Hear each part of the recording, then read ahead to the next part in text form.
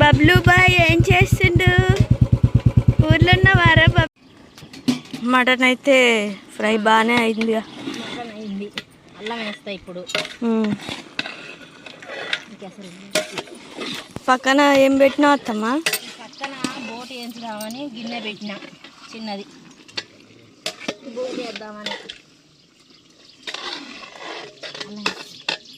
ఎయ్యి అల్లమే వేసి అల్లం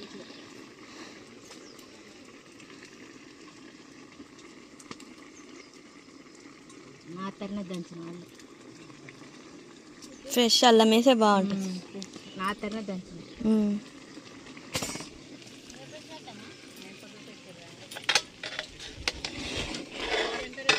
కలిపి